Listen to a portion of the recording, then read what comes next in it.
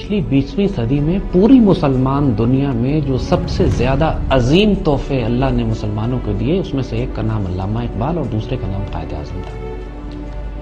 جب ان دو بڑے وجودوں نے، جو روحانی وجود بھی ہیں اور ظاہری عقل کے لحاظ سے بھی اس وقت دنیا کے سب سے بڑے دانشور، مفکر اور سیاستدان اور سیاسی لیڈر بھی، جب ان بڑے بزرگوں نے یہ فیصلہ کیا کہ پاکستان ہم نے بنانا ہے، تو پھر اس پاکستان کے بننے پر شک نہ کرنا کبھی۔ اس میں کوئی شبے کی بات نہیں ہے کہ جب اس کا قومی ترانہ آپ پڑھتے ہو نا، اس پر سایہ خدائے ذوالجلال ہے، یہ پاکستان ایک ڈیوائن ڈیسٹنی تھی which unfolded itself، ایک ایسی تقدیر تھی جس نے ہونا ہی تھا، اور اللہ نے خوبصورت ترین وجود اپنی پوری کائنات میں سے سلیکٹ کیے اس بات کے لیے کہ جن کو استعمال کر کے، جن کی قیادت میں، جن کی فکر میں، نظر میں، سوچ میں، جن کی سیاسی بصیرت کو اللہ تعالیٰ نے سامنے رکھتے ہوئے اس پاکستان کو بنایا۔ بہت سے لوگ آج کل یہ بات کرتے ہیں ہم نے پاکستان کیوں بنایا، یونائٹڈ انڈیا میں رہتے، خوش رہتے، ہم بہت بڑی طاقت ہوتے۔ ایک بہت بڑا تصور اس وقت بھی مسلمانوں کے ذہنوں میں ڈال دیا گیا تھا ان مولویوں کی طرف سے، ان دانشوروں کی طرف سے جو انگریزوں کے پروردہ تھے، جن کو انگریزوں نے پالا تھا، اور علامہ اقبال جیسا وجود جن کے خلاف کھڑا تھا۔ اقبال نے بڑی سخت بات ان دانشوروں، ان سو کالڈ ملاؤں کے بارے میں کہی کہ جو پاکستان کی راہ میں رکاوٹ ڈال رہے تھے۔ 60 لاکھ مسلمان تقریباً، اندازہ اس پہ کوئی حساب نہیں کر سکا، اندازہ 40 سے 60 لاکھ مسلمان ہیں جو پاکستان بناتے ہوئے شہید ہوئے۔ یہ اتنی بڑی قربانی ہے کہ تاریخ اسلام میں کبھی مسلمانوں نے کسی ایک خطہ زمین کے لیے اتنی بھاری قربانی نہیں دی۔ کوئی وجہ تھی کہ مسلمانوں نے اپنے آپ کو قربان کیا، کہ ایک طرف انگریز مسلمانوں کو مار رہا، پھر ہندو مسلمانوں کو مار رہے ہیں، اور قائد اعظم جیسا شخص جن سے زیادہ ٹالرنٹ، بیناولنٹ لوگوں، ایک ہندو نیشنلسٹ، ہندو مسلم یونٹی کے سب سے بڑے علم بردار، 16 سال کانگریس میں رہے، لیکن جب قائد اعظم جیسے شخص نے یہ دیکھا کہ ہندوؤں کے ساتھ گزارا کرنا ناممکن ہے، 1930 میں علامہ اقبال نے پھر اپنا خواب، اپنا ویژن، اپنی حقیقت سنا دی کہ میں دیکھتا ہوں کہ شمال مغرب کی ریاستوں میں ایک نئی ریاست بنائی جا رہی ہے جو مسلمان جہاں پر اپنی اسلامی طرز حیات کے مطابق زندگی گزاریں گے، ورنہ اگر یہ ریاست نہ بنائی گئی تو مسلمانوں کا وجود ہندوستان سے ختم کر دیا جائے گا۔ قائد اعظم اور اقبال نے یہ دیکھا کہ ممکن نہیں ہے مسلمان ہندوؤں کے ساتھ گزارا کر سکے۔ 1935 میں کانگریس کی ایک حکومت بنتی ہے چند صوبوں میں۔ جیسی کانگریس کی حکومت بنی، اور یاد رکھو یہ 1000 سال کے بعد پہلی ہندو حکومت تھی، 1000 سال کے بعد جب ہندوؤں کو حکومت ملی مسلمانوں کے اوپر، تو انہوں نے مسلمانوں کی اذان پر پابندی لگا دی، حجاب پر پابندی لگائی، گائے کی قربانی پر پابندی لگائی، مسلمانوں کو شدی کرنا شروع کیا، زبردستی ہندو بنانے لگے۔ تاریخ پڑھو، ایک پوری شدی تحریک ہے۔ تاریخ نہیں پڑھتے نا، اس وجہ سے لوگوں کو اندازہ نہیں ہے۔ 10-10 لاکھ ہندو ایک ایک علاقے میں مسلمان ہندو کیے جا رہے تھے، شدی تحریک تھی۔ اس تحریکوں کے جب چلنا شروع ہوا تو مسلمانوں کی آنکھیں کھلی، دہشت میں آ گئے مسلمان کہ یار یہ کیا ہو رہا ہے ہمارے ساتھ۔ اب آپ اس بات سے اندازہ کیجئے کہ 1939 میں جب کانگریس کی حکومت ختم ہوتی ہے تو قائد اعظم نے مسلمانوں کو حکم دیا یوم نجات مناؤ، شکر کرو کہ کانگریس دفع ہوئی تمہارے ساتھ۔ 1940 میں پھر پاکستان ریزولوشن پاس کی اس خواب کے اوپر جو 1930 میں 10 سال پہلے علامہ اقبال دیکھ چکے ہیں۔ پاکستان کی یہ تحریک اتنی رومانٹک تحریک ہے، اس میں ہمارے لاکھوں شہداء کا خون شامل ہے، ہمارے بزرگوں کے تلخ تجربات شامل ہیں۔ ہمارے بزرگ چھوٹے لوگ نہیں تھے، علامہ اقبال، قائد اعظم، لیاقت علی خان، سر سید احمد خان ان سے پہلے، پھر جماعت علی شاہ صاحب جنہوں نے قائد اعظم کا ساتھ دیا اس وقت جب کانگریسی مولوی ان کی مخالفت کر رہے تھے، لاکھوں مسلمان جنہوں نے اپنا خون و جان، مال، عزت اور آبرو قربان کی۔ ان کی قربانیوں کی توہین نہ کرنا بچے، یہ ایک امانت ہے جو تحریک پاکستان ایک تاریخ اسلام کی واحد روحانی موومنٹ ہے کہ جو ایک ملک حاصل کرنے کے لیے چلائی گئی تھی۔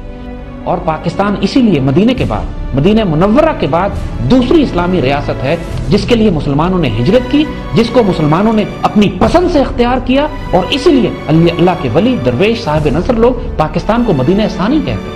اور یہ پاکستان مقدس ریاست ہے کہ اور دشمن اس کی حقیقت کو جانتے ہیں۔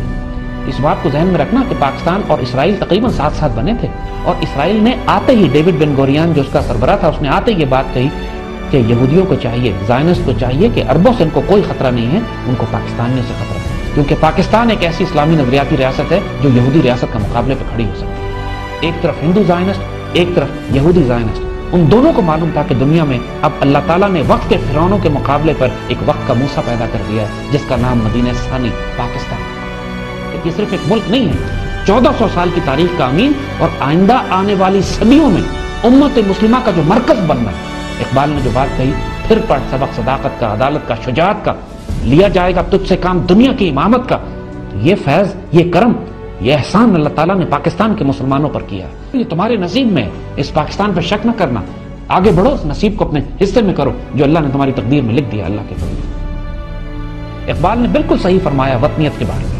ये वतन जो है, जो पैरहन है इसका, वो मजहब का कफन है। जो आजकल मॉडर्न डेमोक्रेसी है, जो आजकल मॉडर्न नेशन स्टेट का कॉन्सेप्ट है, इसके बारे में इकबाल ने बिल्कुल यही फरमाया। लेकिन साथ साथ इकबाल ने एक बात और भी फरमाई, सियासत की जबान में वतन और है, मजहब की जबान में वतन और है। मगरिब का तसव्वुर यह है कि जर्मन और हैं, फ्रेंच और हैं, ऑस्ट्रियन और हैं, हंगेरियन और हैं, डेनिश और हैं, स्वीडिश और हैं। कोई फ्रेंच ब्रिटिश हिस्ट्री को यह नहीं कहता कि हमारी तारीख, हालांकि दोनों ईसाई हैं। लेकिन जब हम मुसलमान अंदलूसिया की बात करते हैं, स्पेन की बात करते हैं, खिलाफत उस्मानिया की बात करते हैं, तो हम कहते हैं हमने जब स्पेन पे हुकूमत की। हम मुसलमान जोग्राफिया के पाबंद नहीं हैं। हमारी तारीख, जब इकबाल जब एक तरफ बात ये कर रहे हैं, एक हो मुस्लिम हरम की पासबानी के लिए नील के साहिल से लेकर ताबा खा के काशगर, तो इकबाल तो एक यूनाइटेड स्टेट्स ऑफ इस्लाम की बात कर रहे हैं, नेशन स्टेट की कहां बात की उन्होंने। अगर रियासत एक नजरिया और आइडियोलॉजी के तहत होती है, एक रूहानी आइडियोलॉजी के तहत, इस्लाम के नजरिए के तहत कोई रियासत बनाई जाती है, तो वो मगरिब की नेशन स्टेट नहीं है, वो एक इस्लामी रियासत है जो मरकज बनती है आइंदा आने वाले दौर में खिलाफत इस्लामिया के उरूज का और मुसलमानों के फैलाव का।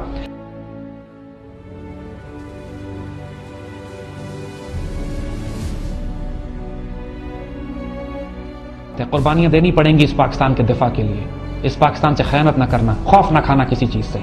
जहां पाकिस्तान की बात आए वहां ये सवाल न करना कि इस पाकिस्तान ने हमें क्या दिया, अपनी जान, अपनी माल, अपनी इज्जत और आबरू इस पाकिस्तान पर कुर्बान करनी पड़े कि बगैर सवाल किए कुर्बान करो।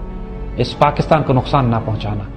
तुम्हारी गलतियां और कोताहियां अल्लाह दरगुजर फरमाएगा। इस वक्त उम्मत रसूल मुश्किल में है, इस वक्त पाकिस्तान मुश्किल में है। जिसने पाकिस्तान के दिफा के लिए आज अजान दी, पाकिस्तान के दिफा के लिए खड़ा हुआ, उम्मत रसूल और पाकिस्तान को मुत्तहिद करने के लिए जिसने कोशिशें की, इंशाअल्लाह अल्लाह उसको अंबिया, सिद्दीकीन, शुहदा और सालिहीन और अपने नेक बंदों में शामिल फरमाएगा। गलतियां कोताहियां दरगुजर करेगा। अल्लाह तुम्हारा हामी और नासिर हो, अल्लाह पाकिस्तान का हामी और नासिर हो। कभी मायूस ना होना पाकिस्तान के मुस्तकबिल से, शानदार तरीन मुस्तकबिल आपका इंतजार कर रहा है। इसको अपना हिस्सा बनाइए। अल्लाह सिर्फ खुशनसीब लोगों को तलाश कर रहा है किनके जरिए वो इस शानदार तरीन मुस्तकबिल को आपके लिए जाहिर करेगा। बदनसीब होंगे वो लोग जो इसकी राह में रुकावट बन रहे हैं, चाहे वो मजहबी जमातें में हो, सियासी जमातों में हो, दहशतगर्दों में हो। ये बदनसीब लोग हैं, इनके नसीब में अल्लाह ने वो इज्जत नहीं रखी, ये इस पाकिस्तान की कदर नहीं कर पाए। इस पाकिस्तान की कदर करो मेरे बच्चों, दुनिया आखिरत में अल्लाह आपको इज्जत दे। जज़ाकल्लाह खैर। पाकिस्तान जिंदाबाद। We will never allow our freedom to be taken away. We shall fight aggression wherever it may be.